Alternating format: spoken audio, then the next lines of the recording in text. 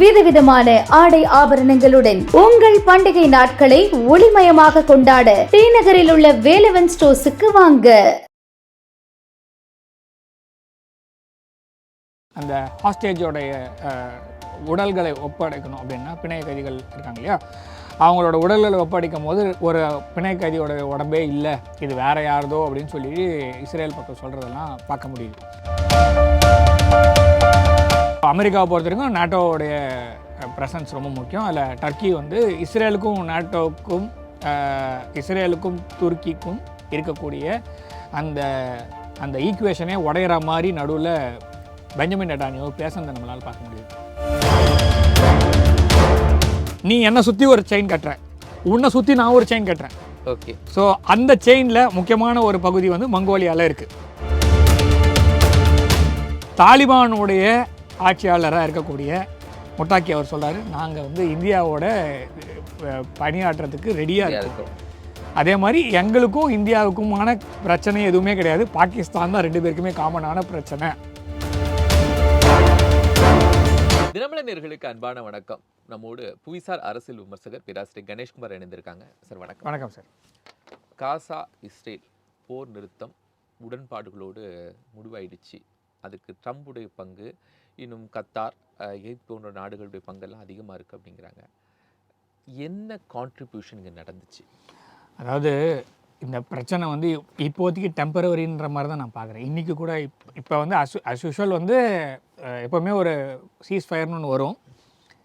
அது வந்த உடனே அந்த இடத்துல போர் நிறுத்தம் வரும். சில விஷயங்கள் தேவையானதெல்லாம் மாறுதல், இவங்களுக்கும் சில தேவைகள் இருக்கும், அவங்களுக்கும் சில தேவைகள் இருக்கும். அது பூர்த்தியான பிறகு ரெண்டு பேருக்கும் திருப்பி கொஞ்ச நாள் கொஞ்சம் அமைதி இருக்கும். அப்புறமா வந்து ஒரு வெப்பன் ரெண்டு பேருக்கும் சப்ளை கிடச்சிச்சின்னா, சப்ளை செயின் எஸ்டாப்ளிஷ் ஆகிடுச்சுன்னா திருப்பி ரெண்டு பேரும் அடிச்சுப்பாங்க. இந்த மாற்றங்கள் அப்படின்றது வந்து இப்போதைக்கு ரெண்டு பேருக்குமே தேவை. அதாவது ரெண்டு பேருக்குமே அமைதி தேவை. நான் சொல்கிறது வந்து காசாவில் இருக்க மக்களுக்கும் அமைதி தேவை, இஸ்ரேலில் இருக்கக்கூடிய மக்களுக்கும் அமைதி தேவை. அதனால் இதில் ட்ரம்ப் அவர்கள் இருந்தாலும், ஈஜிப்ட் இருந்தாலும், கத்தார் இருந்தாலும், மற்ற எல்லா நாடுகளோடைய கூட்டமைப்பு எல்லாமே மொத்தம் பேர் ஒரு 30 பேர் ஒன்றா போய் உட்காந்து பேசியிருக்காங்க. எல்லாம் இருந்தாலும் இந்த பிராந்தியத்தில் ரெண்டு பேருக்கும் என்ன சொல்கிறதுனா, நம்பிக்கை அப்படிங்கிறது வந்து முழு நம்பிக்கை எட்டப்படவில்லை. இனிமேலும் அது வந்து கொஞ்சம் கஷ்டம்தான். இன்றைக்கி வந்து இப்போது ரெண்டு பேருக்கும் தேவை அப்படின்ற மாதிரி ஒரு மாதிரி முடிவாக இருக்குது. அவ்வளோதான். இதில் பூசி மெழுகிற மாதிரி தான் நான் சொல்கிறேன். ஏன்னா இது வந்து நேத்திக்கு வந்து திருப்பி வந்து அந்த ஹாஸ்டேஜோடைய உடல்களை ஒப்படைக்கணும் அப்படின்னா பிணை கைதிகள் இருக்காங்க இல்லையா, அவங்களோட உடல்களை ஒப்படைக்கும் போது ஒரு பிணை கைதியோட உடம்பே இல்லை, இது வேற யாரதோ அப்படின்னு சொல்லி இஸ்ரேல் பக்கம் சொல்கிறதெல்லாம் பார்க்க முடியுது. ஆனால் இப்போதைக்கு ட்ரம்ப் அவர்கள் எடுத்த ஒரு அந்த முடிவு அப்படிங்கிறது வந்து அந்த பகுதியில் இருக்கக்கூடிய மக்களுக்கு ஒரு அமைதி, ஒரு டெம்பரவரியாக வந்தால் கூட அது வந்து நல்லது தான், அதை வரவேற்போம். அந்த அமைதி தொடரணும் அப்படிங்கிறத நம்ம பார்க்கணும். இப்போ புதுசாக வந்து என்ன பண்ணுறாங்க அப்படின்னா, இந்த பேச்சுவார்த்தைக்குள்ள எகிப்த், டர்க்கி அண்ட் கத்தார் இவங்களுடைய பங்கு என்னவா இருந்துச்சு? இல்லை, இதில் பார்க்க வேண்டியது கத்தாரோடைய பங்கு வந்து ரொம்ப முக்கியம். ஏன்னா கத்தார் வந்து அந்த ஹமாஸ் இயக்கத்துக்கு ஒரு தலைமையகம் அப்படின்றது ஒன்று, அதாவது அங்கே காசாவில் இருந்த தவிர வேறு ஒரு இடத்துல நீங்கள் ஹமாஸோட பேசணுன்னா கத்தாரோடைய இடத்துல தான் நம்ம போய் பேசிகிட்டு இருந்தோம். ஸோ அப்படி தான் அந்த கத்தார் அப்படின்ற நாட்டை வச்சு தான் பல இயக்கங்கள் வந்து ஒரு பேச்சுவார்த்தை நடத்தணுன்னா, ஒரு அமைதி வரணுன்னா இங்கே பேசணும் அளவுக்கு வந்து அந்த இடத்த கொடுத்தது கத்தார் தான் முதல்ல. அந்த இடத்தையே இஸ்ரேல் தாக்குச்சு.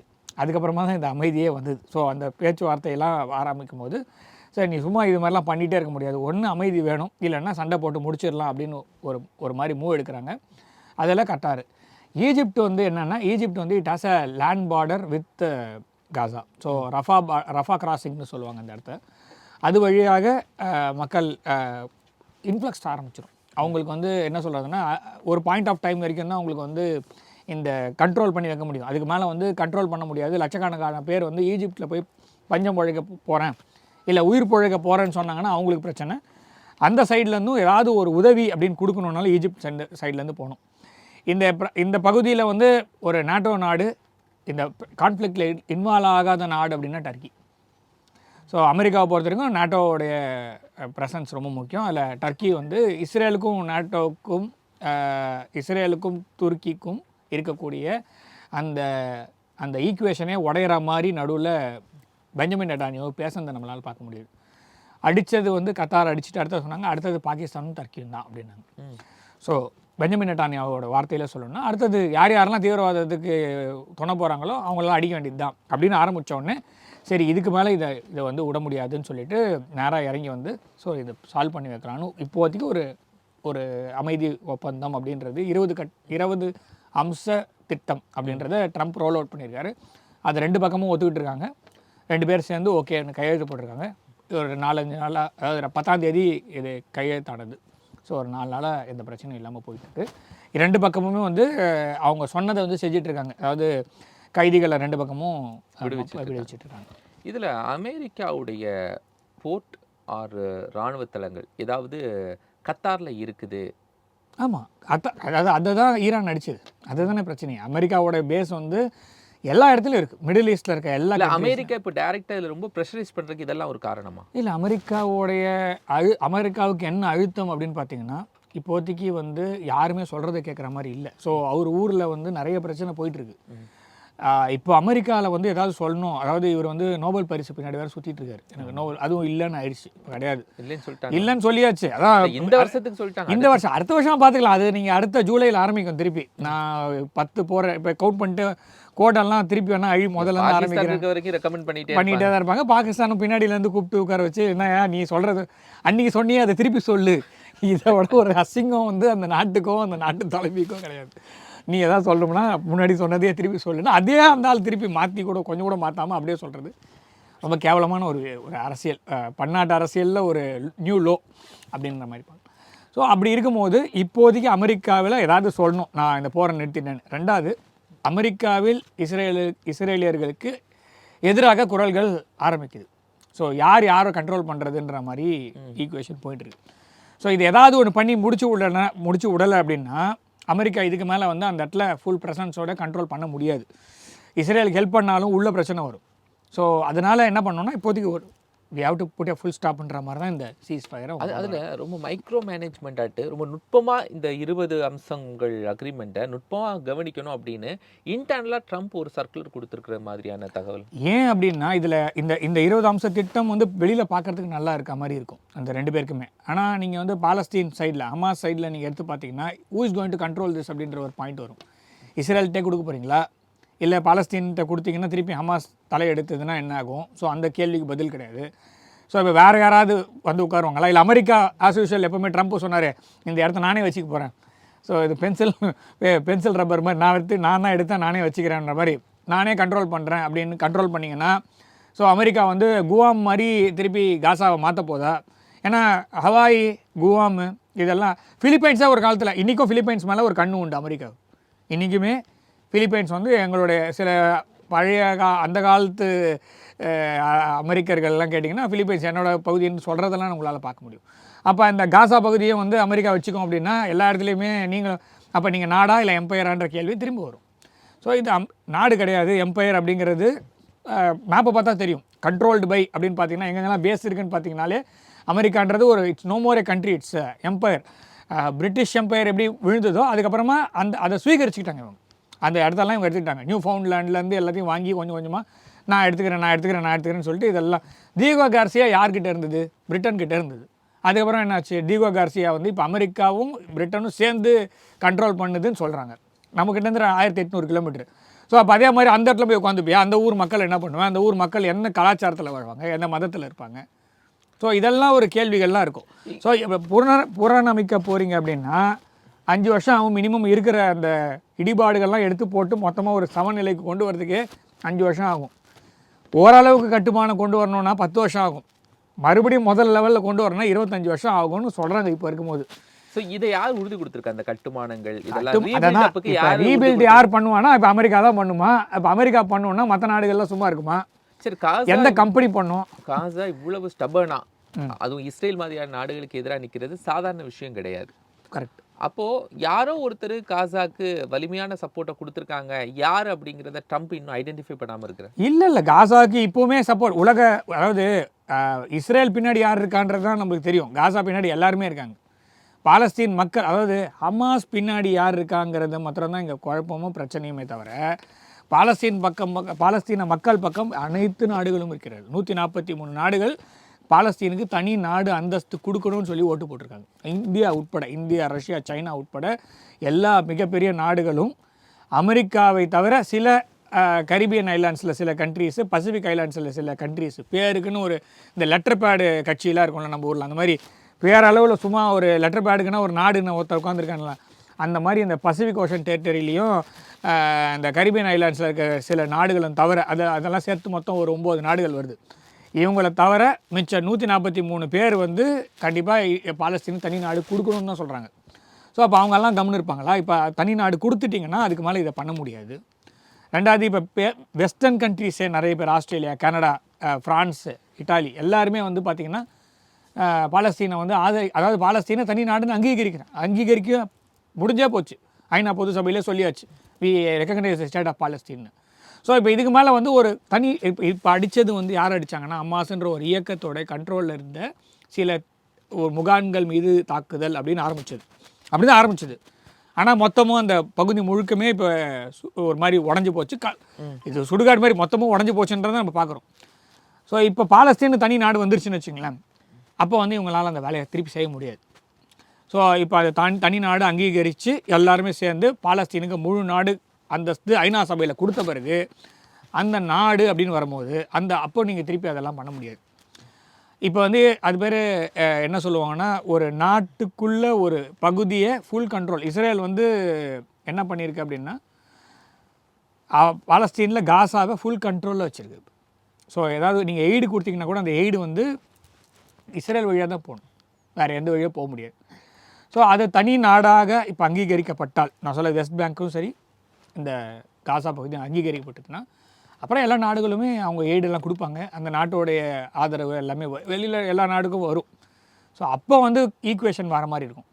ஆனால் அது வர்றதுக்கு முன்னாடி இந்த தீவிரவாத முகாம்கள், தீவிரவாத இயக்கங்கள் எல்லாம் அதுக்கு அவங்களுடைய லாஜிஸ்டிக் சப்ளை சைன்லாம் காலி பண்ணணும் அப்படின்ற ஒரு முன்னெடுப்பாக தான் 2023 2025 வரைக்கும் சுற்றி இருக்கிற எல்லா நாட்டிலையும் இந்த ஹமாஸ் இயக்கத்துக்கு யாரெல்லாம் ஆயுதம் சப்ளை பண்ணாங்களோ எல்லாத்தோட பேஸையும் இஸ்ரேல் காலி பண்ணியிருக்கு, ஈரான் உட்பட, ஸோ கத்தார் உட்பட. ஸோ எங்கெங்கெல்லாம் இருக்கோ எல்லாத்தையும் முடிச்சாச்சு.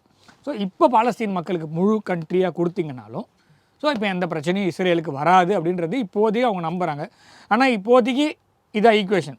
நாளைக்கு இது திரும்ப டன்னல் போடுறேன், திரும்பி அந்த மாதிரி வராமல் பார்த்துக்கிறது ஒரு என்ன சொல்கிறது, இன்டர்நேஷ்னல் கம்யூனிட்டியோட ஒரு முக்கிய அதாவது அவங்க வந்து அதை பார்த்துக்கணும் திருப்பி அந்த ஒரு ஐஎஸ்எஃப் கிரியேட் பண்ணியிருக்காங்கல்ல.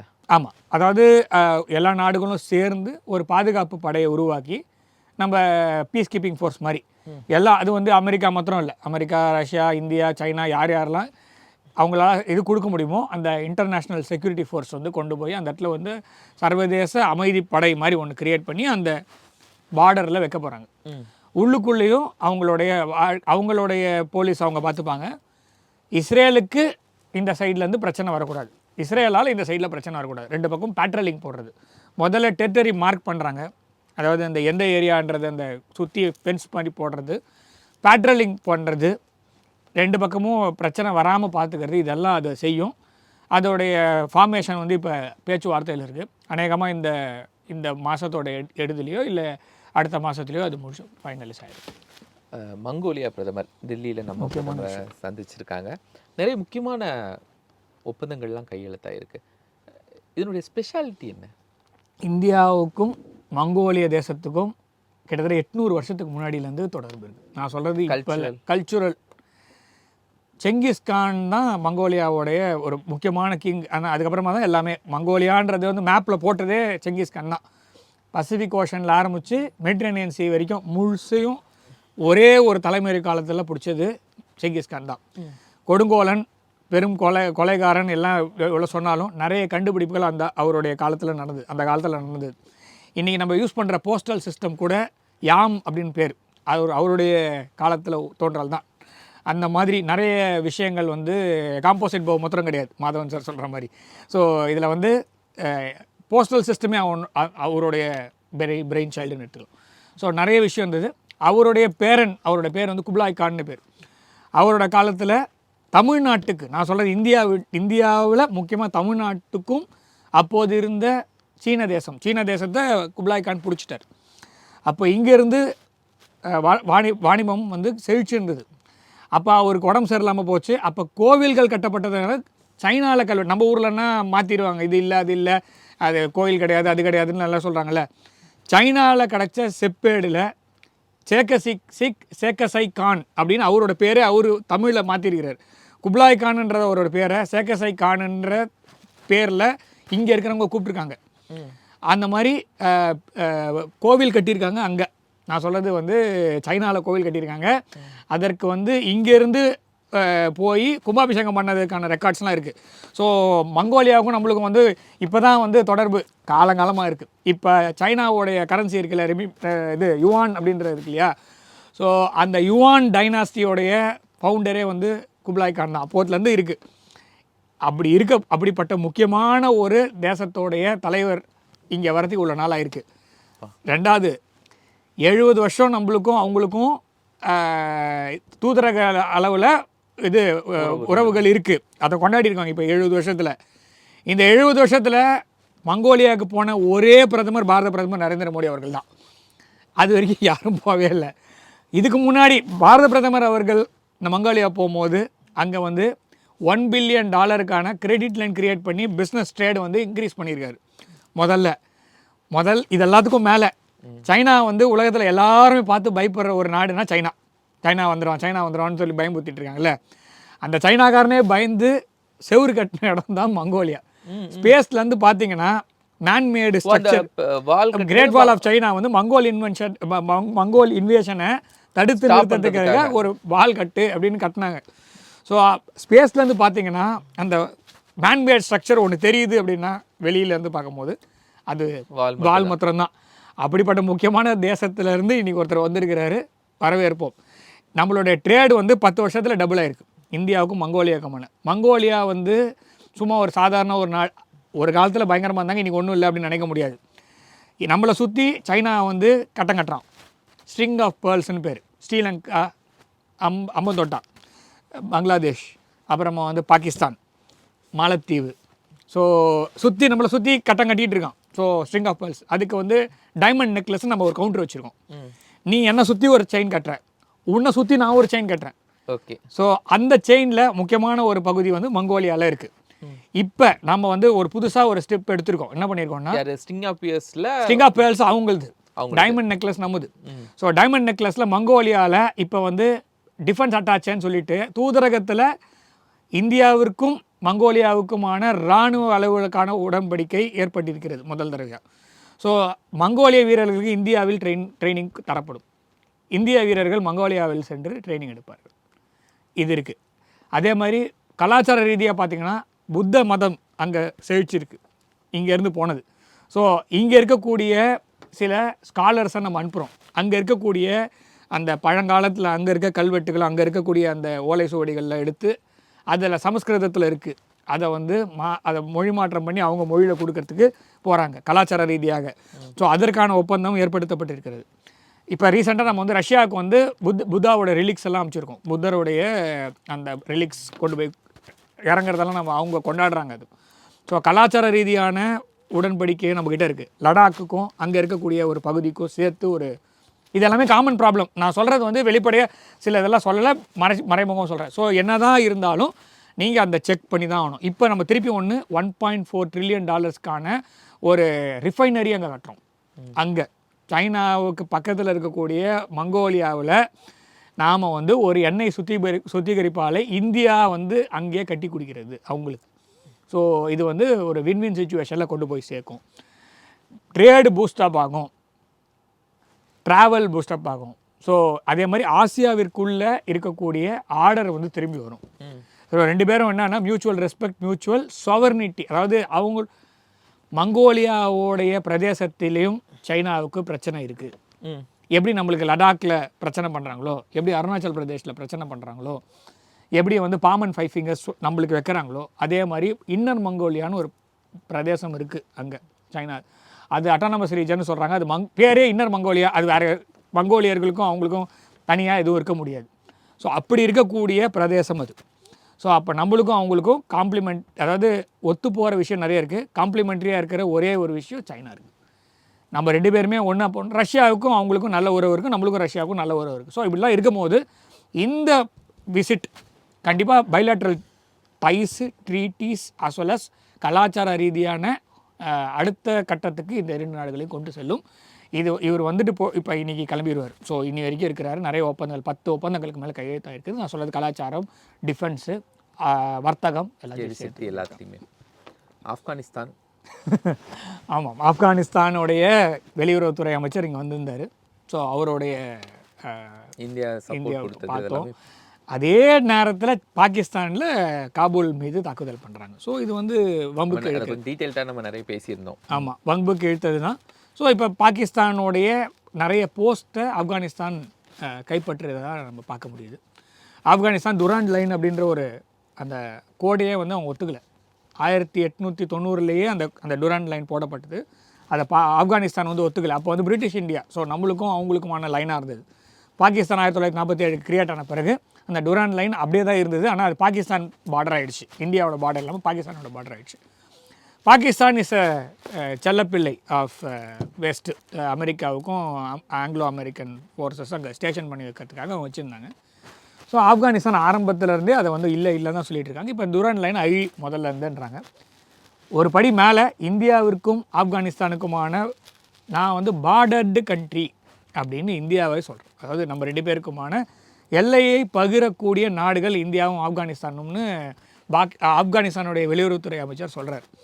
ஸோ அது மிகப்பெரிய விஷயம். என்னென்னா அது எப்படி பார்டர் ஆகும் அப்படின்னா, பாகிஸ்தான் ஆக்குபைடு காஷ்மீரை இந்தியாவோட ஒருங்கிணைந்த பகுதின்னு அந்த நாடு அங்கீகரித்தா மாத்திரம்தான் அந்த இடத்தோட பேர் வக்கான் காரிடார்னு பேர்.